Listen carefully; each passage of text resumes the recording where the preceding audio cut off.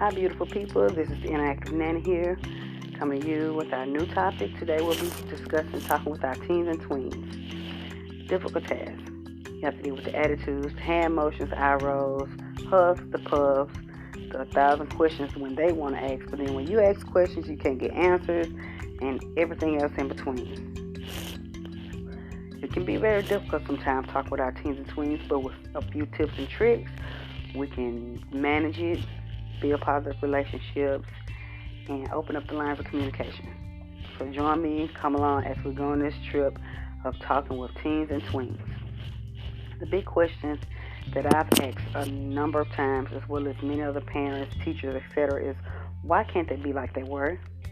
The truth is, all healthy teens are somewhat temperamental, secretive, and abstinent. It's their job. Has your previously chatty child suddenly decided to stop sharing with you? You're not alone. Many parents of teens and tweens feel shut out from their children's lives. Parents and teens/tweens can bridge the communication gap with a little patience and a healthy dose of respect. RESPECT. That's what Aretha Franklin said, right? Developmentally, our teens and tweens are facing huge changes physically, mentally, and emotionally. And in order to grow up, they must begin to separate from us. And I know we all hate that as a parent. I know I hated it when my daughter started doing it. As teachers, sometimes we go through the same thing. And although it may not seem though, this process is at least as painful for them. It is at least, as painful for them as it is for us. As adolescents mature, they experience an increased need for autonomy, a desire for more privacy, a greater investment in their peers, a need to try on different identities, and huge psychological changes. But here are some ways to jumpstart the conversations so that you can still stay connected with your teen or tween. Number 1, welcome them home first. Ask questions later, guys. Don't bombard them with a ton of where you been, what you been doing, how was school, how was lunch, how was this. No. If you get home before they do, when they come in, speak, give them hugs, let them settle down, let them put their things away, let them breathe a little bit, and sort of ease them into conversation. So ask questions later. Come on, mommies, we've experienced this.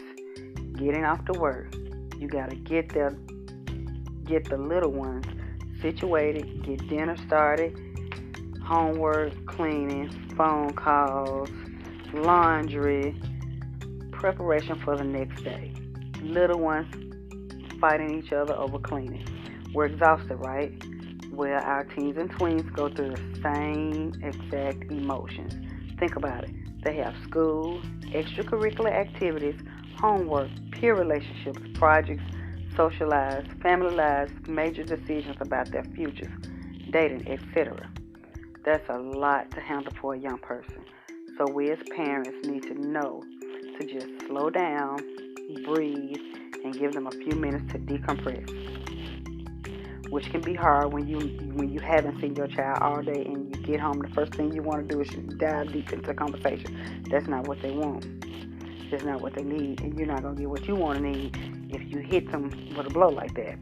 So just decompress, let them decompress, breathe, and just go slow.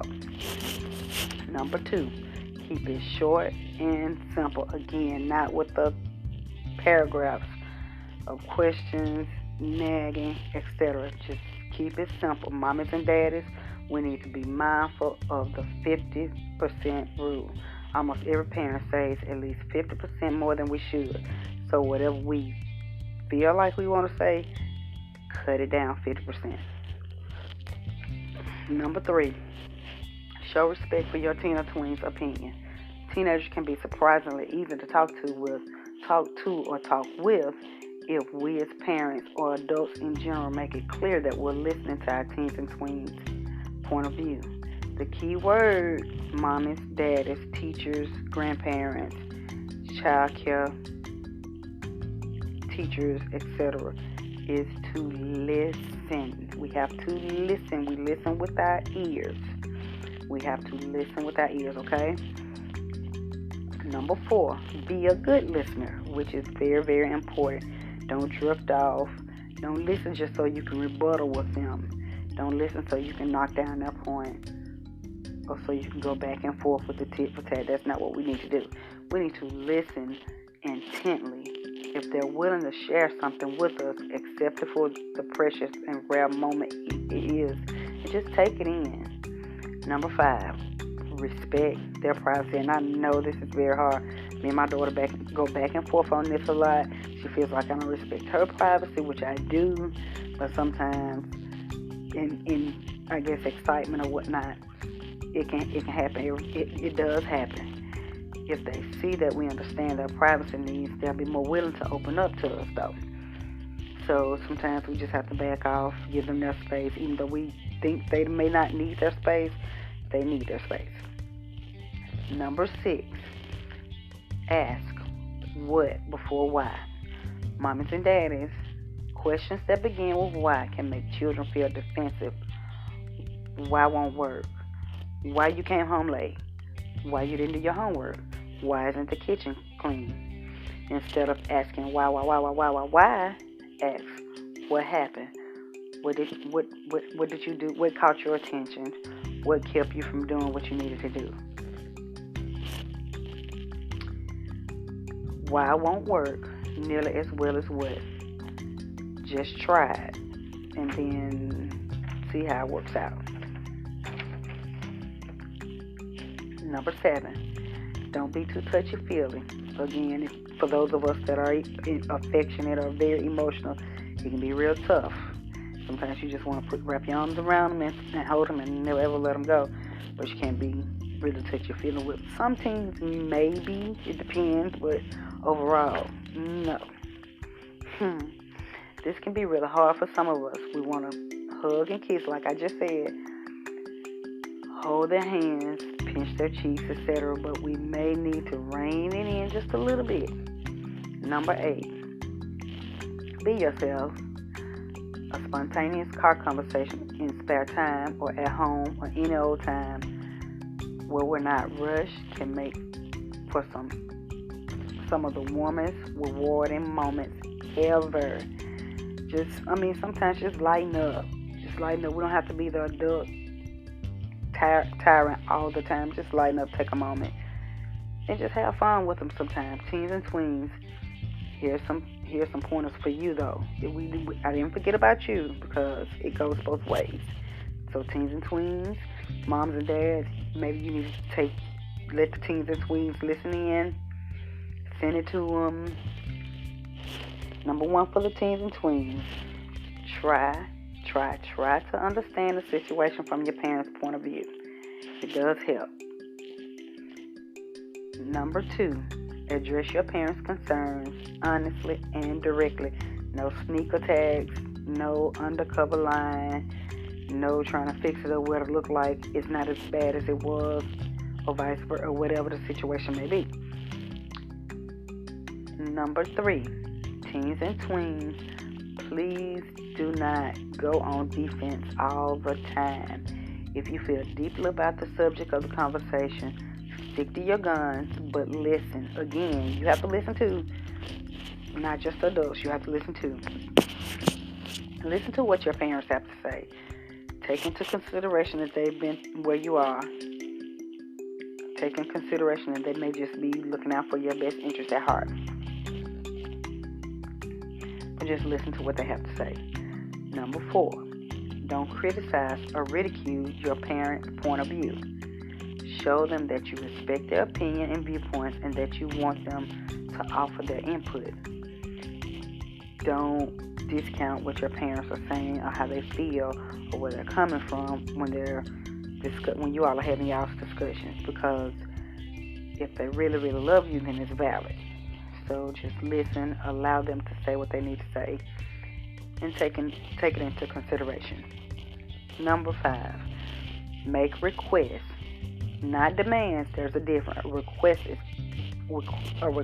is asking.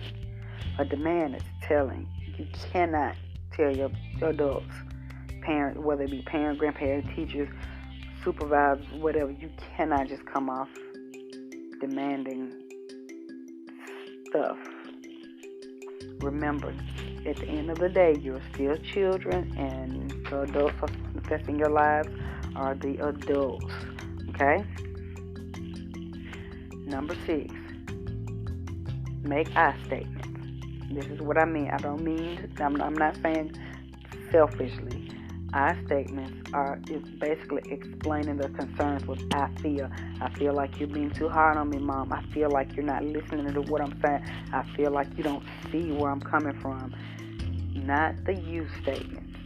You don't listen. You don't understand. You don't hear me. You don't know what it's like to be in my shoes. No, don't do that. Because that's not going to get you anywhere. It's going to cause issues. And then the communication between you and your parents is going to be completely shut down. And it's going to be hard to break that wall down. So don't make the you statements, teens, tweens. I feel. Okay? It can be pretty tricky, guys. Both parents and teens, tweens. It can be pretty tricky, but it's worth it.